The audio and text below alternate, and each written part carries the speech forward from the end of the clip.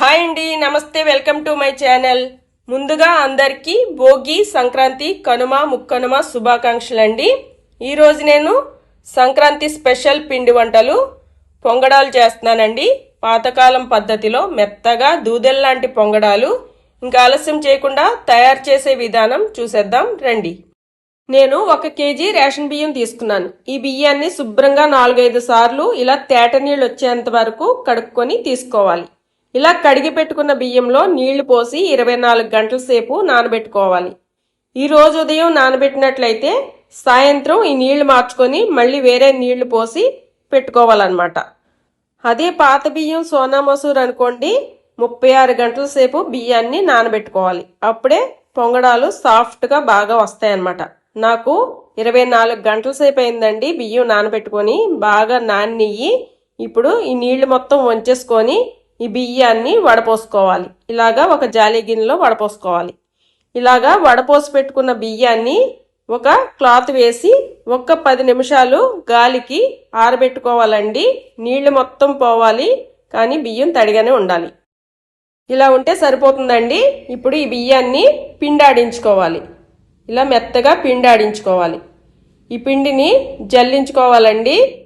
పిండి ఎంత సాఫ్ట్గా ఉంటే పొంగడాలంత బాగా వస్తాయన్నమాట. ఇప్పుడు ఈ జల్లించుకున్న పిండిని అదిమి పక్కన పెట్టుకోవాలి. ఇప్పుడు బెల్లం పాకం పట్టుకుందామండి. స్టవ్ వెలిగించి గిన్నె పెట్టుకొని కేజీ బియ్యానికి 750 గ్రాములు బెల్లం వేసుకున్నాను. చిన్న గ్లాస్ నీళ్లు పోసి ఈ బెల్లం మొత్తం కరిగించుకోవాలి. ఇలా బెల్లం మొత్తం కరిగిపోయిందండి.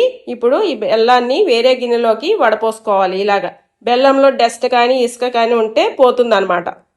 అలాగే బెల్లం పాకం పట్టేటప్పుడు కూడా నీళ్లు ఎక్కువగా వేయకూడదండి. పల్చగా అయిపోయి పాకం రావడానికి ఎక్కువ టైం తీసుకుంటుంది. ఇప్పుడు ఒకసారి పాకాన్ని చెక్ చేస్తాను. ఇంకా రాలేదండి, ఇంకా కొంచెం టైం పడుతుంది. దగ్గరికి వచ్చింది కదా, మరొకసారి చూస్తాను. అయిపోయిందండి. ఇలాగా ఉండలాగా ఫామ్ అయితే సరిపోతుంది. మరీ ముదర పాకం రావాల్సిన అవసరం లేదు. ఇప్పుడు స్టవ్ ఆఫ్ చేసుకొని పిండి కొంచెం కొంచెంగా వేసుకుంటూ కలుపుకోవాలండి. పిండి మొత్తం ఒకేసారి వేసారనుకో ఉండలుగా ఫామ్ అయిపోతుంది. తర్వాత కలపడం కష్టమైపోతుంది. ఒకళ్ళు పిండి వేస్తూ మరొకళ్ళు కలిపారనుకో ఈజీగా ఉంటుందండి. ఇదిగో పిండి అనేది ఇంత సాఫ్ట్గా ఉండాలన్నమాట. మీకు పిండి ఎంత సాఫ్ట్గా ఉంటే పొంగడాలు అంత బాగా వస్తాయి.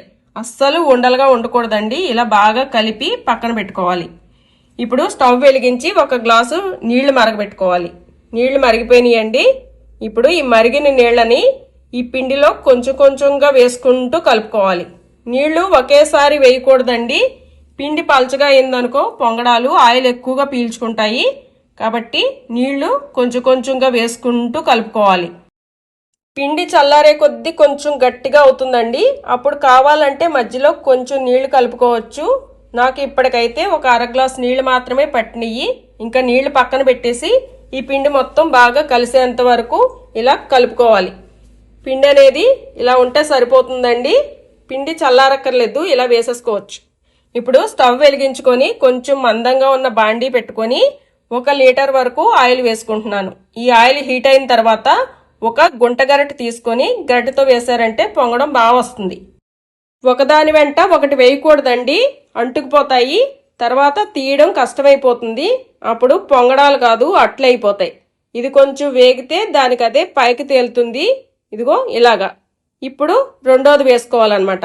అప్పుడు విడివిడిగా చక్కగా వస్తాయి మనకి. ఇలాగే ఒకటి ఒకటి వేసుకోవాలండి. ఇది కొంచెం వేగింది కదా, రెండో వైపు తిప్పుకుందాం. ఇప్పుడు ఇదిగో ఇలా మంచి కలర్ రావాలి. స్టవ్ మాత్రం మీడియం ఫ్లేమ్లోనే ఉంచి వేసుకోండి.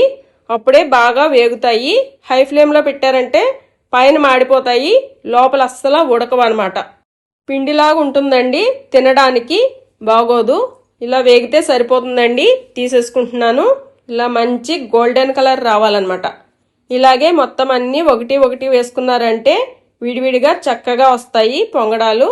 ఇంతేనండి, మొత్తం పొంగడాలన్నీ ఇదే విధంగా ప్రిపేర్ చేసుకోవాలి. అయిపోయినాయండి. సంక్రాంతి స్పెషల్ పాతకాలం పద్ధతిలో దూదిలాంటి పొంగడాలు రెడీ అయిపోయినాయి. మీరు ఒకసారి ట్రై చేసి టేస్ట్ చేయండి, చాలా బాగుంటాయి. చూసారా ఎంత సాఫ్ట్గా దూదిలా వచ్చినాయో. నా వీడియో నచ్చినట్లయితే ప్లీజ్ లైక్ చేయండి, షేర్ చేయండి, సబ్స్క్రైబ్ చేయండి. Thanks for watching. Happy Sankranti.